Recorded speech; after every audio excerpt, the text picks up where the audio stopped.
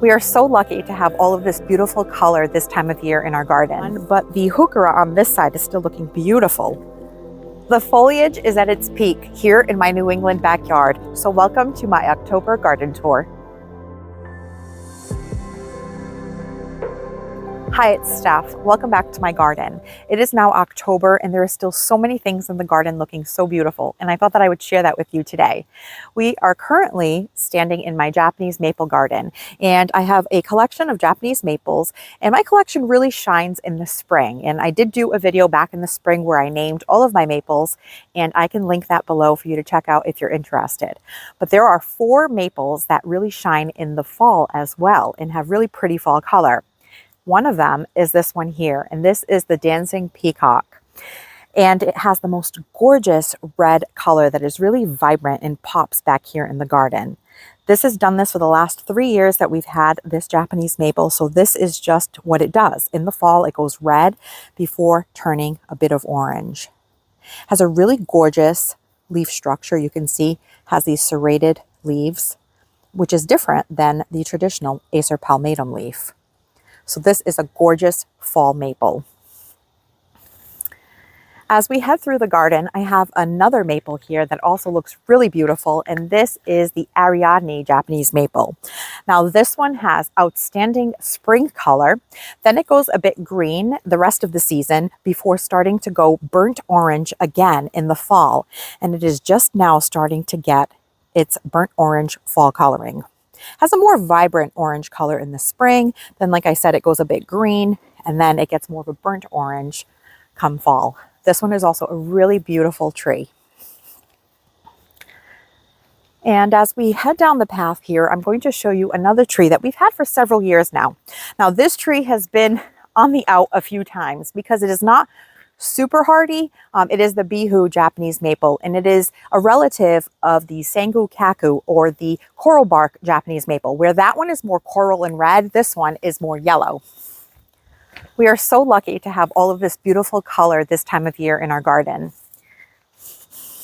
And here is the Bihu Japanese maple. Now this Japanese maple, the Bihu, is green all season long, but in the fall, it really shines. It gets this really stunning, vibrant yellow foliage. Just a couple of weeks ago, it was really bright yellow, and now it is starting to fade into more of a bleached yellow.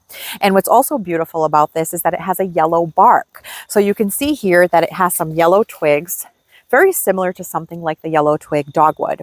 Now, when I was talking about it not being particularly hardy in our zone, you can see here that there are some areas that have had some significant dieback. And what happens is it usually starts turning black, like what you see there, and it requires pruning off those branches. So it has sort of a wonky shape because over the last several years, we've had to cut off several branches due to dieback.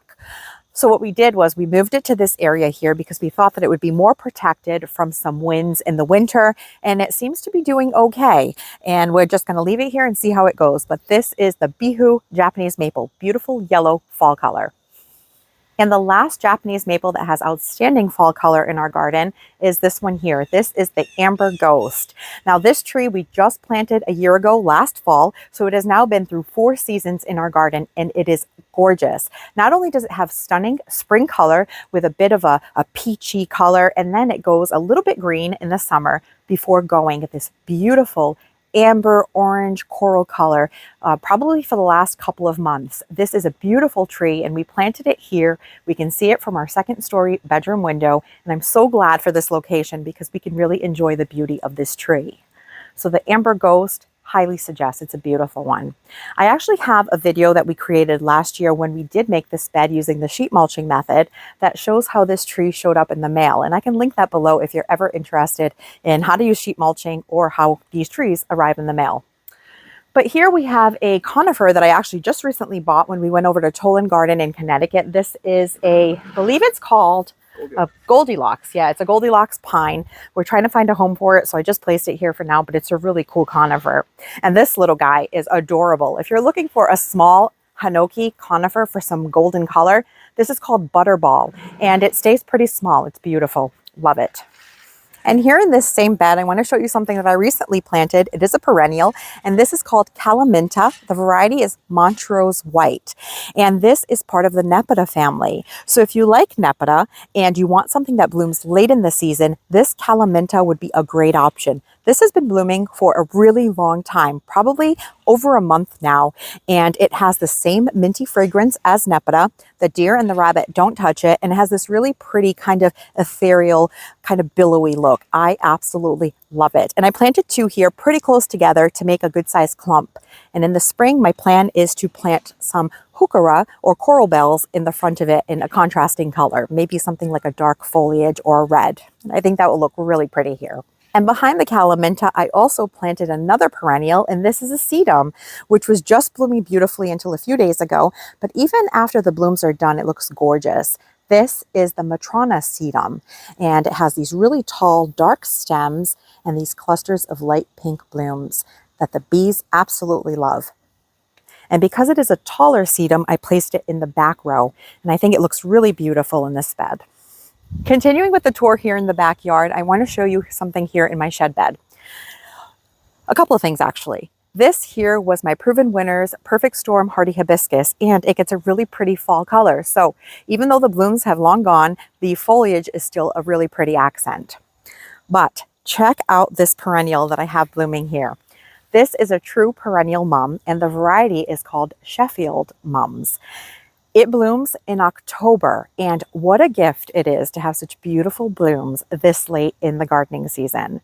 So if you are not familiar with true perennial chrysanthemums, I highly suggest checking out the Sheffield Pink, and there are other varieties as well that you can add to your garden for some really late season blooms. The bees are all over this clump of flowers here, and there are still tons of buds to open up, so it blooms for a really long time. It's been blooming for about a week or so now, and I'm guessing that it'll probably bloom for another 1 or 2 weeks. So a really great perennial for fall.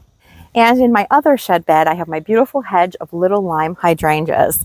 Now this is a gorgeous group of plants all season long. It starts in early spring when they first start to bud, and they go all the way through fall. And currently they're just past their peak fall color. They're starting to go a bit more bronze now, but I absolutely love this hedge of little limes, and I think they make a beautiful wall for this garden room here in the back. And the Supertunia latte that I showed in a recent video for my end of season container update, they weren't doing great then, but look at this. They're going for a final hurrah here and looking really pretty. These are a really pretty white petunia with a dark center. And they're blooming pretty well right now in October. Petunias, I do believe, like cooler temperatures. They do well when you first plant them out in late spring, and they do well in the fall, but they go a little crazy in the center and sometimes get budworms. So I don't know, I'm on the fence about how much I like petunias. But something I do love is this Dipladenia, and this is still doing well. It is starting to kind of go over now, but there are still a ton of buds. So if the weather holds out and we don't get a freeze for a couple more weeks, we may see some more blooms out of this. So this window box is still doing well, and I really love this. This is Mizzou, and it is a new to me annual this year. It is sort of like a succulent that gets these little pink blooms that almost look like the ice plant. Definitely one that I'm going to take a couple of cuttings of to try growing in the house as a house plant over the winter, and I would certainly use it in my containers for summer again. I just showed this in a few videos recently, and I've had some questions about it. This is a beautiful sedum. It is called October Daphne Stonecrop or Sedum Siboldi. It gets this really gorgeous kind of rainbow effect on the foliage in the fall, and these little round clusters of pink blooms. Just a really pretty one. My bamboo is still holding on and doing well. I'm pretty certain it's evergreen, but we'll find out this season. But I think this was a great addition to this area this season, and even my planters still look really good. This one seems to get a little bit more sun, but the heuchera on this side is still looking beautiful and nice and lush and full. I really love this combination. It was some ghost ferns with some heuchera and some hakonakloa. This is the all gold Japanese forest grass. And coming down the path, I have a couple of other plants that are looking really pretty now in the fall. One of them is this shrub here. It is a Chinese fringe flower, or Alora pedlum, and it's called jazz hands. It's a dwarf variety. And check out this fall color. So it has really pretty dark foliage, but now it is getting some red foliage as well. And it contrasts so nicely with this Hakonakloa areola variety, which is a variegated yellow and green Japanese forest grass. And I'm going to show you a poison plant that I have in my garden. It is called monk's hood, and it also blooms in the fall. So this is a woodland bed that I have in my garden, and I have a beautiful rhododendron and lilac here, but there is this plant that I purchased several years ago on Etsy, and I wanted it because I wanted some fall blooming plants. And it does bloom in the fall, but what I didn't know at the time was that it was toxic. And this is called monk's hood. Now, I have some experience with some toxic plants in my garden because I grow foxgloves, which are also toxic. But I'm not nearly as afraid of foxgloves as I am of this guy here. Now, I don't touch it or get close to it, but George did make a point yesterday that the foliage actually looks very similar to our dancing peacock Japanese maple. Now, the thing with this plant is that now I am afraid to dig it up because all parts of the plant are toxic. The blooms, the stems, and especially the roots. So now I feel like I'm stuck with it and it's just going to live here in this corner, and I am not going to touch it or do anything to it. I'm just going to let it go. I mean, they sell it at nurseries. So I think unless you have pets or children that are likely to eat or pick the plant, I think it'll be okay, but proceed with caution if you decide to add monk's hood to your garden. But it is a pretty fall bloomer. And here in my raised bed garden, there are some things still looking really pretty, specifically the dahlias. Now, they are a little bit of a garden diva, so if you don't like the maintenance that it involves with digging them up and storing the tubers for the winter, they might not be a great option for you, but I will tell you that they are a beautiful flower to have this late in the season. So as far as the dahlias go, you can see I have a couple of really pretty varieties here and actually some fall colors. That one is called Marn, and it's a really pretty orange. And then this one is called Brown Sugar. And look at this beautiful ball type dahlia. Something I have learned in the last couple of growing seasons with the dahlias is that I really do prefer the ones with the smaller blooms, because I find that the dinner plate size ones, one, need a lot of support because the blooms are so heavy, but also they're really hard to arrange with because they take up the whole vase the minute you put one of them in. So they're really impactful as a single plant. But if you come around this way, you can see that there are still lots of dahlias blooming. Now, I also had an issue with weak stems this year, and it could have been a combination of a lot of water earlier on in the season and also not enough sun this time of year here in this area. But all in all, I still have a few that are looking really pretty. This one might be one of my new favorites. This is called Edinburgh, and I just bought the tubers this year, I believe at Home Depot, I'm pretty sure, in a 2-pack. I gave a friend one of them, and I'm growing this one, and I absolutely love it. It's got this gorgeous magenta color with some white tips. Just a really pretty one. And if you haven't had a chance to watch some of my recent videos, I'm going to show you an area that we recently worked on. This here is our hillside garden, and we recently made a video where we sort of fine-tuned the edge on this. We created a border using a garden hose, and I really love the way that it turned out. The goal for this space is for it to be really low maintenance, and the only thing I want to have planted here is trees and shrubs. And I think as things grow and fill in, it'll make a really beautiful backdrop to our backyard and gardens. So that is the point of this bed here. Next spring, the plan is to add maybe 2 more really slow growing narrow conifers and some mulch, then just watch it grow. But this is about a 5-year plan, and we were on year 3 of this area. And so far, I'm really happy with the way it's turning out. And if you want a beautiful fall shrub in your garden, this is one to add. This is the Pearl Glam Beauty Berry by Proven Winners. Has this really pretty dark foliage. Then it gets these little blooms before getting these gorgeous clusters of purple berries. This shrub is loaded. Now, I've had this for about 5 seasons here in my garden. Has a really pretty kind of upright vase shape, and the branches kind of arch once it's loaded down with these berries, and it's just really beautiful. The color is stunning on these. I really love this shrub a lot. I grew it from a 4-inch container, and it was about this big when I got it, and in 5 years, it has gotten really beautiful. We're here now in the front of the house, and in my borders, there's not a whole lot going on in this bed, but I do want to show you a new fall blooming perennial that I recently added. And it is an aster, and you can actually see it right here. And it is a light purple color, looking really pretty. And I am really happy to have added this. There are still a few buds, and I think this will add some really beautiful late season color to my garden. You can see that it is October and this is blooming, which is really exciting. The variety of this aster is Fricardi Monch aster. It is deer resistant and it attracts pollinators. It says it's for the middle of the garden, and that is due to its size. So I do have it here in the second layer of my garden. It gets to be 24 to 30 inches in height and in width. And it likes full sun, blooms summer to fall. It is hardy in zones 5 through 8. So what I did was, when I purchased this perennial, it was a pretty good size. It was almost like a 2-gallon container. So I divided it right out of the container. I've shown this on my video before.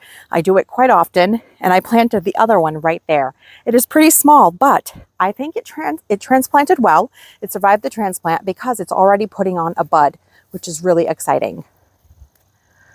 So that is a great way to stretch your budget in the garden. When you buy a perennial, you can divide it right out of the nursery can. Just keep it well watered until it establishes. And you can see that some of these things are still looking pretty. The sedum still has really nice color now in the fall. My candy corn spirea is looking yellow. And here I have a bunny grass. So I'm really happy with this grouping here. My penstemon has turned darker, the foliage. So this grouping still looks really pretty in October. My front porch containers are still looking really nice. I had planted some autumn joy sedum here in my planters, and these make a really great container plant. They're pretty drought tolerant. I did Chelsea chop these, so they only started blooming just recently, and you can see that the pollinators love the sedum. My mums are fully bloomed now. Now, I don't typically love these types of mums, these seasonal ones, but this year I did pick this one up, and it does look really pretty, and I have been enjoying it. But it is done blooming now. I do have still a few buds. I've been watering it pretty much daily because that's one thing about mums. They dry out really fast. My grass is still looking good. These were planted earlier in the season, and all of these plants are still looking fine, so I didn't change those out. Loving my pumpkins, and I also added another perennial in my arrangement here, and this is a coral bell or a heuchera. And I really love the use of perennials in container arrangements because I can then take these and plant them in the garden. So both the heuchera and the autumn joy sedum looking really pretty here in these containers. And now, as the temperatures cooled over the last couple of weeks, you can see that even the ornamental kale and cabbage is starting to get a really pretty, vibrant purple center.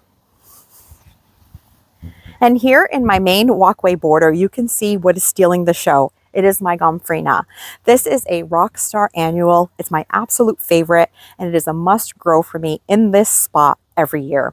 This is the Atomic Purple variety by Baker Creek, and I absolutely love it. I did do a whole spotlight video on it in case you're interested. I can also link that below. But this is why I love this plant. It is so low maintenance. It is drought tolerant. The rabbits and the deer do not eat it in my garden. And it blooms this way from somewhere in late July, beginning of August, all the way through my first hard frost.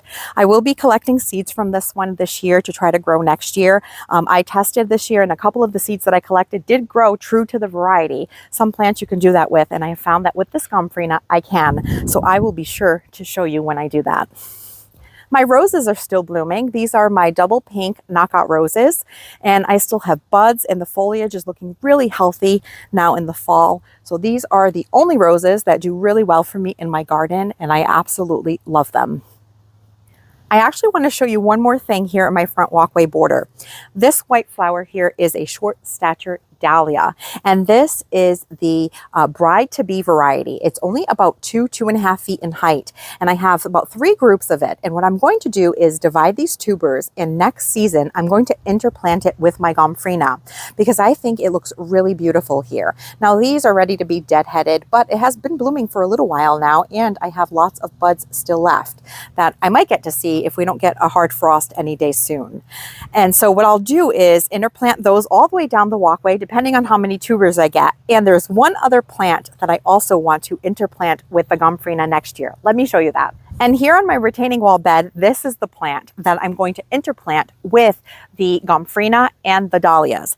This is the Blue Horizon Ageratum, and you can see that it is October and it still has this really beautiful kind of lavender blue color. It is stunning. So I think this would make a really pretty companion with the atomic purple gomphrena and the white bride-to-be dahlias. So that is what I'm planning on growing a whole lot more of this next season. And here in the back of this bed is something that is looking worse for the wear and that I will be replacing next season. It is my Bobo hydrangeas. You can see how crispy they look at this point in the season instead of looking like that beautiful mauve and golden color that they should look. These are always a bit tricky in this space because they will look really pretty for a couple of weeks and then they go brown. So I have the same issue with some wee white hydrangeas that I moved out of my garden. I do think that these would prefer more of a part sun location, and this is full sun. So I will rehome these and I will replace them with a different hydrangea next season. And something else that is looking beautiful that I highly recommend adding to a garden for late season color is anemones. So this one here is the Honorine Joubert. It is a single petal white variety. And I also have another really pretty white one that is blooming in my patio bed that is a double petaled white variety. And we'll go ahead and take a look at that. And as we head to another part of the garden, I just want to stop here for a second and show you a couple of evergreens. I have this weeping blue spruce evergreen here and this beautiful hinoki and gold mop cypress.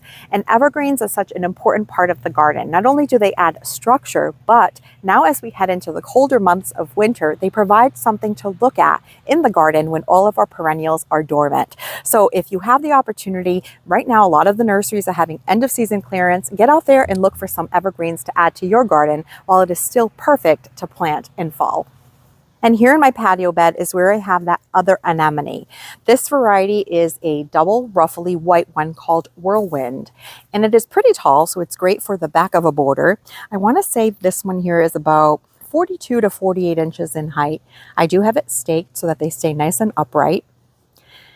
And anemones also like water. I find that they do much better in a bed that retains a bit of moisture. My Honorine Joubert in the front bed got a little bit crispy because it's a little drier up there, but these are doing wonderfully. And something else that likes consistent moisture is hydrangeas. And this variety here is the Firelight Tidbit. Now I just planted these last year, so this is season 2, and they have put on such beautiful growth and look gorgeous. They have really large panicles for a dwarf compact panicle hydrangea. They only get to be about 2 to 3 feet in height and in width, and I absolutely love them in this space. And right in front of them, I have a border of another plant that really loves moisture, and that is the Acorus or sweet flag, and the variety is called Ogon. It has a really pretty variegated green and yellow color, and I really love the texture it provides in the front of this bed. And it is evergreen. It stays like this for me all year round. Over the last couple of years, I've been adding lots of perennials to my garden so that I would still have color at this point in the season. The Sheffield mums, the anemones, even Montauk daisies, and some asters. So I'm really happy with the way things are turning out and to still have blooms in October. So tell me, what's still blooming in your garden? Comment below. Thank you so much for spending your time with me, and I will catch you in the next one.